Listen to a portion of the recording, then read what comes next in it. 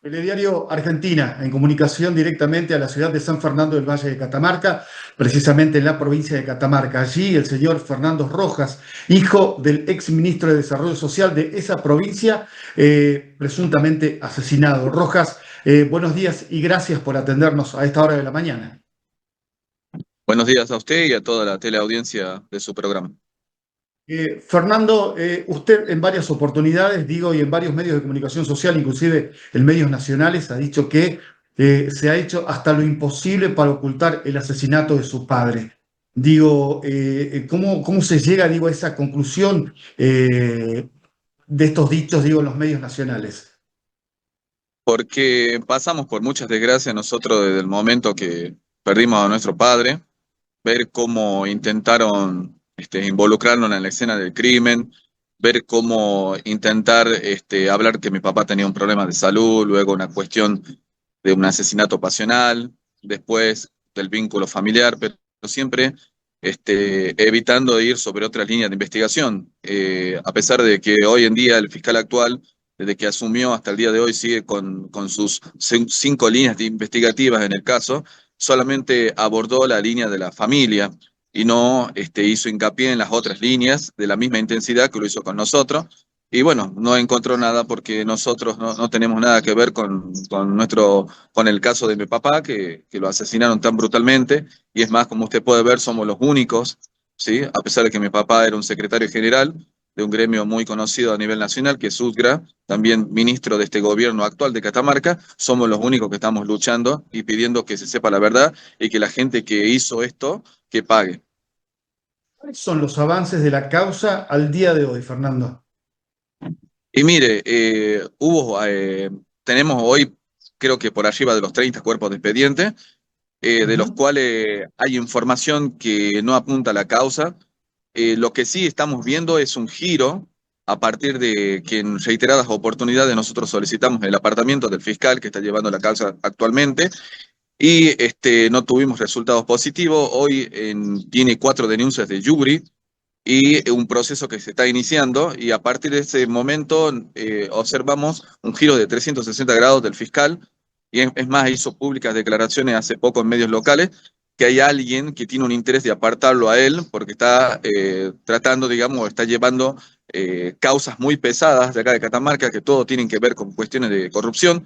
Entonces se notó un cambio de vista, como que está apurado por hacer las cosas y ha tirado una batería de medidas que lo tendría que haber solicitado mucho antes, ¿no?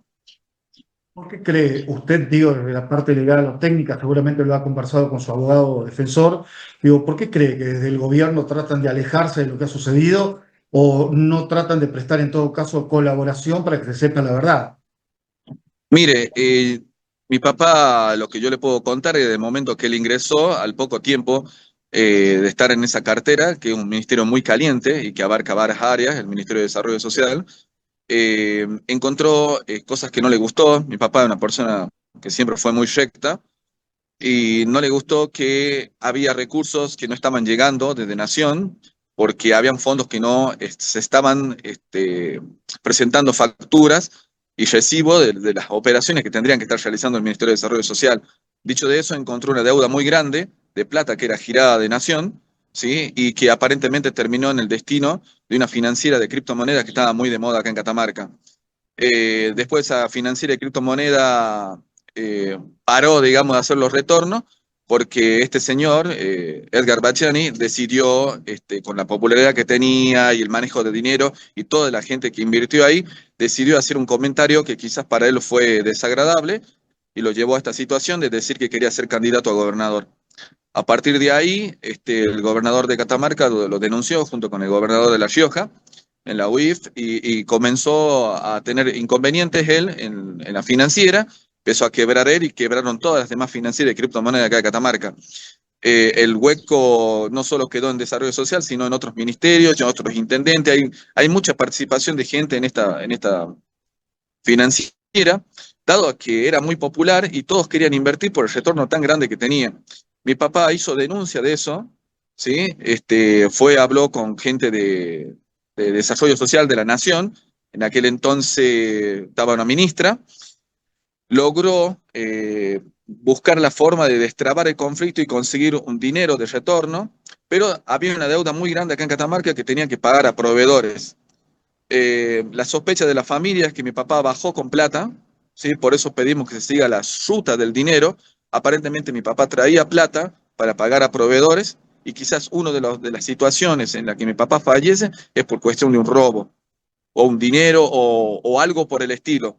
Y no solo podemos dejar, no solo eso tenemos que tener en cuenta, sino que mi papá denunció al gobernador de acá de Catamarca que la persona que estaba trabajando en conjunto con él, que hoy en día es el ministro actual de Desarrollo Social, tenía evidencias de que desviaba el ingreso de bolsones a Catamarca, ¿sí? Que eran destinados a comedores, todo eso, y los desviaba a otro depósito para luego reutilizarlo en cuestiones de elecciones.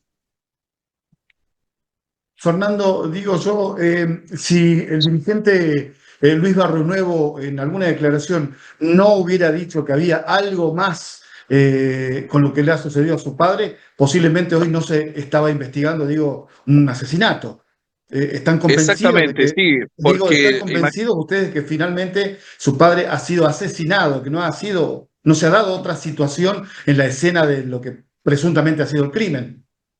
mire, yo personalmente fui el que encontró el cuerpo. Sí. Tenemos que tener en cuenta que fue fuerte el golpe para mí encontrar a mi padre en esa situación, y no hice foco y hincapié en todas las lesiones en ese momento que él tenía en el cuerpo. Y aparte no tuve mucho tiempo ahí porque llegó la policía, a nosotros nos sacaron de la casa y comenzó a trabajar todo lo que es criminalística, gente de la policía de acá de Catamarca. Pero después tener que tomar el coraje y ver todas esas fotos en alta definición de todas las lesiones que tenía mi papá, no podía Sí. creer que se afirme de que era una muerte natural. Y bueno, sí, Luis Barrio Nuevo tampoco le cerraba esa situación, porque mi papá era una persona muy sana, muy activa, y que tenga esos golpes, y fue por él, creo entender, que fue pedida la segunda autopsia. Si no, la primera autopsia se cerraba de que solo era un golpe en la parte de atrás de la cabeza y nada más, era un informe muy vacío. A partir del segundo informe de autopsia, ahí se empieza a hacer referencia a todas las lesiones que se encontraron en el cuerpo de mi papá. Fernando, ¿cómo se entiende que un fiscal, al tener acceso obviamente al cadáver ya y a las fotografías también si se quiere, no se dé cuenta que su padre había sido asesinado con un golpe, tengo entendido? Mire, es un fiscal. La historia de Catamarca a veces parece un chiste, pero la situación que pasó con mi papá es similar a la situación que pasó con el caso de María Soledad Morales, en la cual también actuó un fiscal que había ingresado hace poco. Este fiscal no entró por un concurso, sino entró directamente. Este señor era el chofer del vicegobernador, o sea, no tenía experiencia.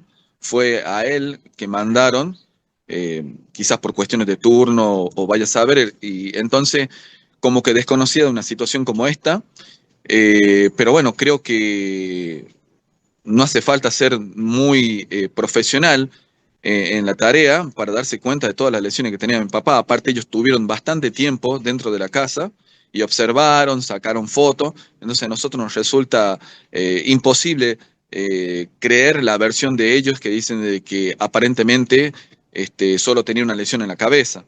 Y las cerraduras de la casa no estaban forzadas, no había nada desordenado, no faltaba plata, entonces es muy probable que haya sido una muerte natural. Siempre en situaciones como esta, donde se encuentra un cuerpo, ¿sí? Lo primero que se tiene que analizar es la situación de decir una muerte sospechosa.